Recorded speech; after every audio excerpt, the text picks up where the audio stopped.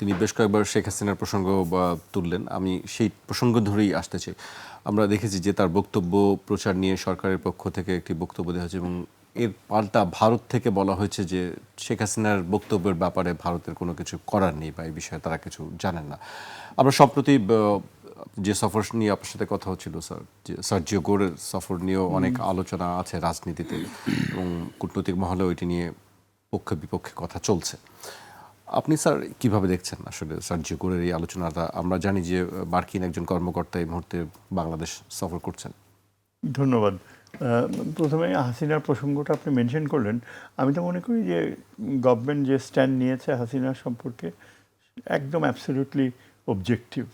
She will Indian high কমিশনারকে almost warning দেওয়া হয়েছে যে আপনারা কোনোভাবেই ইন্ডিয়া যেন এটাকে হাসিনার জন্য একটা প্ল্যাটফর্ম, পলিটিক্যাল প্ল্যাটফর্ম হিসেবে ব্যবহার না করে। এটা ইন্ডিয়া অনেক আগেই আশ্বাস দিয়েছিল এবং সেটা কিন্তু আমাদের এই ফরেন পলিসি অ্যাডভাইজার রিমাইন্ড করেছে ইন্ডিয়ান হাই কমিশনারকে। এবং দিল্লি থেকে আপনি যে কথা বললেন যে ত্রিবেদী, ওই যে তাদের যে জয়সওয়াল, ভেরি ডুবিয়াস ক্যারেক্টার, অত্যন্ত ডাবল স্ট্যান্ডার্ড, সামান্যতম নৈতিকতাও নাই তার এক্সপ্রেশনে। এত মিথ্যাচার করে এই লোক, একে মানে স্বাভাবিক একটা মানুষ যে ধর্মের প্রতি শ্রদ্ধাশীল রয়েছে এটাই বলা যায় না। সে হয়তো ভারতের এই পররাষ্ট্রনীতিকে, বাংলাদেশের প্রতি পররাষ্ট্রনীতিকেই রিফ্লেক্ট করে তাই এইভাবে এখন এই যে বলছে তারা যে তাদের কিছু করার নাই, তারা প্রাইভেট সংগঠন, এটা কোনো এক্সকিউজ হতে পারে না। এটা অ্যাবসলিউটলি একটা মানে আনফ্রেন্ডলি অ্যাটিটিউড বাংলাদেশের এই বর্তমান সরকারের প্রতি, এবং আমার মনে হয় দাঁত ভাঙা জবাব দেওয়া উচিত এর। আপনি এই প্রসঙ্গে সার্জিও গোরের কথা তুললেন। সার্জিও গোরের সফরটা আমার মনে হয় ইট ওয়াজ অ্যাবসলিউটলি এ সাকসেস সরকারের জন্য এবং আমেরিকার জন্য। তার প্রমাণ তো আমরা দেখতে পাচ্ছি। যতই রটনা রটাক না কেন, এত মানে অসহ্য এইসব মানে দুর্নাম যে সার্জিও গোরে কেন ইন্ডিয়ার সাথে রিপ্রেজেন্টেটিভের সাথে দেখা করলো, আওয়ামী লীগের সাথে দেখা করলো, এটা কি আমেরিকান ডিপ্লোম্যাটকে জোর করে বলে দিবেন নাকি? যে তাহলে তো ওই সাবের হোসেন চৌধুরীকে জেলে আটকে রাখা উচিত ছিল। সেটা তো গভর্নমেন্ট করেনি। সুতরাং যদি এখন সার্জিও গোর যে কথা বলে, রাজি হয় কথা বলতে, এখানে তো কিছু করার নাই গভর্নমেন্টের। আর এমন কোনো মহাভারত অশুদ্ধ হয়ে যায়নি, এটা একদম টোটালি ফেলিওর হয়েছে। আমেরিকা ইন্ডিয়ান হাই কমিশনে দেখা করলো, সে একেবারে ওই আমাদের সার্জিও দেখা করার পরেই সে সাথে সাথে প্লেনে ছুটলো দিল্লিতে। এই বৃদ্ধ বয়সে তো তার স্নায়ুর উপর চাপও পড়ে, এবং দিল্লিতে যে তিনি যা বললেন, আমার কাছে মোটেও মনে হয় না যে দিল্লিতে তিনি কোনো গুড নিউজ নিয়ে গিয়েছে। আমার তো ধারণা যে দিল্লিতে যে ওই যে cabinet committee on foreign policy, যেখানে নিজেই এই মোদি ছিল, তারপর তার defence minister, foreign minister, national security adviser, finance minister, এই কয়জন 4-5 জন ক্লোজ কমিটি ছিল সেখানে। যে আমার মনে হয় তো সার্জিও গোরের বাস্তবতা হচ্ছে যে সে ইন্ডিয়ান হাই কমিশনকে জানিয়ে দিয়েছে যে বাংলাদেশের সাথে আমেরিকার আলাদা এজেন্ডা রয়েছে, এবং ফরেন মিনিস্টারের সাথে যে আলোচনা হয়েছে এবং প্রাইম মিনিস্টারের সাথে যে আলোচনা হবে, এটা আমাদের মার্কিন যুক্তরাষ্ট্রের বাণিজ্য স্বার্থ নিয়েই আমরা আলোচনা করব। আপনাদের বিষয় তুলে ধরার সময়ও আমার নেই, আর সেটা আমাদেরও দায়িত্ব না।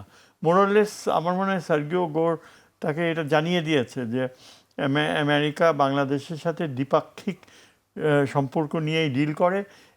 ভারতের এজেন্ডা আমেরিকান অ্যাম্বাসেডার ক্যারি করবে এটা সম্ভব না।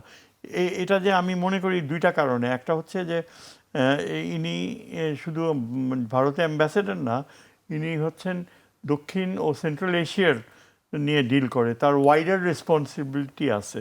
এবং বাংলাদেশের এখন যে রোল, ডক্টর খলিল ইলেক্টেড হয়েছে জেনারেল অ্যাসেম্বলি প্রেসিডেন্ট, একটা সবচেয়ে ইম্পর্টেন্ট জিনিস যে ফরেন সার্ভিস অফিসারদের মনে রাখা উচিত, এই ডক্টর খলিল আমেরিকান সাপোর্ট পাওয়ার ফলে এই 4টা ভোট নিয়ে সে এই ইন্ডিয়ান আর ইসরায়েলি লবিকে হারাইছে।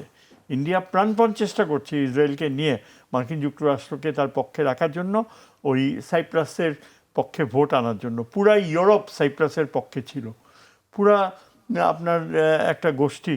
তার মধ্যে এই যে United states backed Khalilur Rahman, backed Bangladesh, that is the more important thing, এবং আরও 3টা ভোট, 3টা দেশের ভোট জোগাড় করেছিল। ওই কয়টা ভোট এত ইম্পর্টেন্ট ছিল যে ইন্ডিয়া কল্পনাও করতে পারে নাই যে বাংলাদেশ জিততে পারবে। এটা তাদের জন্য একেবারে হার্ট অ্যাটাক এর মতো অবস্থা হয়েছে।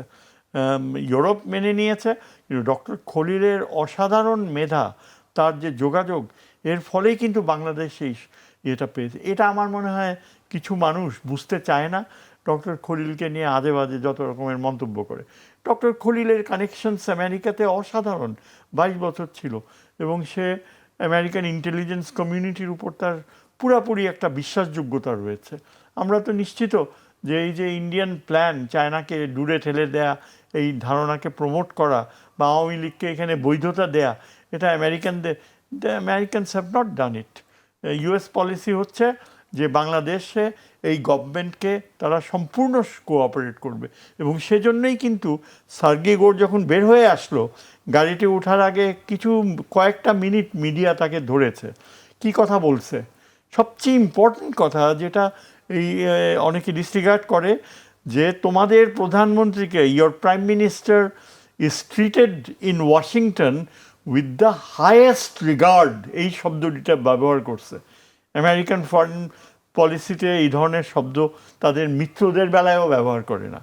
Your prime minister is treated in Washington with the highest regard, সর্বোচ্চ সম্মানের সাথে তোমার প্রধানমন্ত্রীকে আমরা ওয়াশিংটনে দেখি। এর অর্থ কি?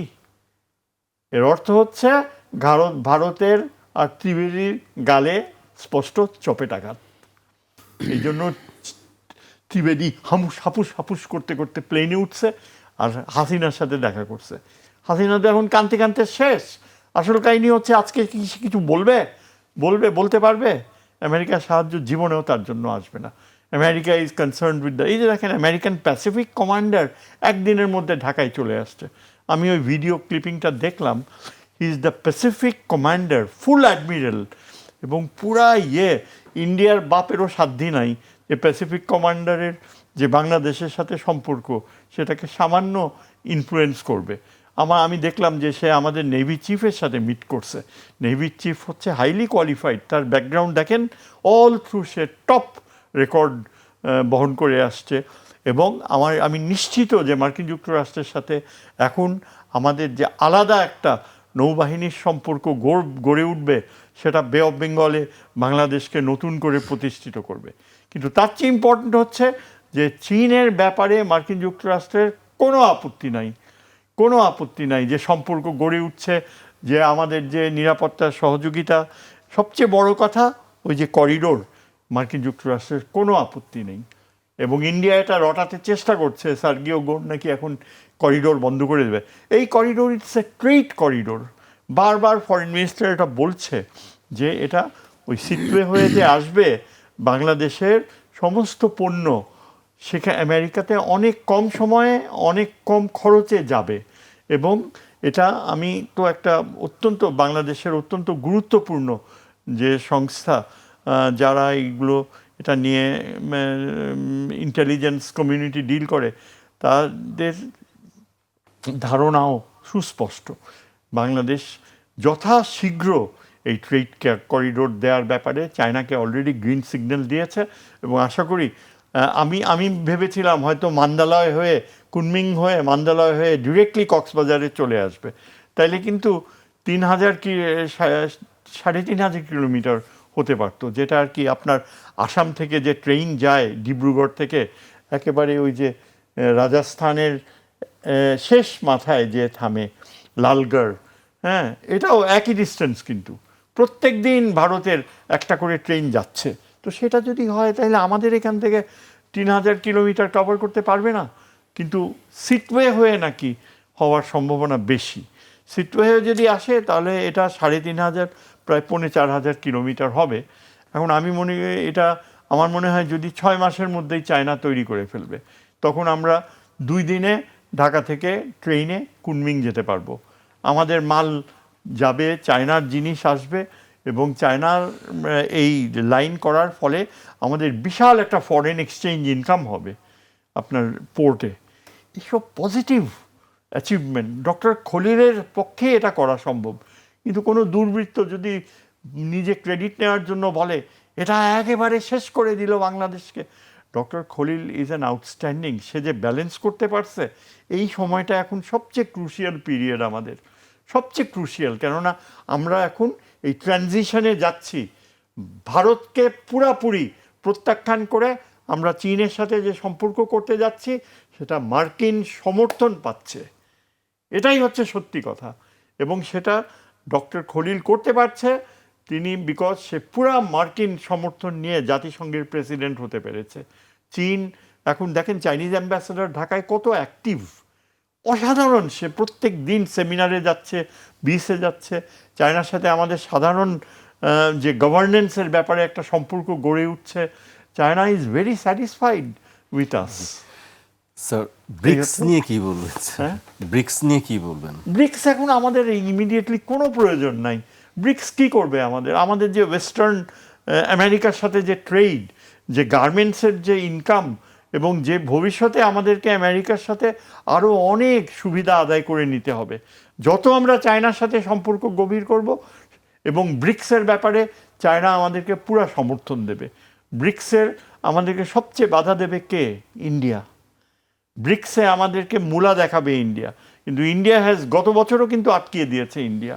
আর যতদিন ইন্ডিয়া ব্রিক্সে থাকবে, ব্রিক্সের কোনো ফিউচার নাই।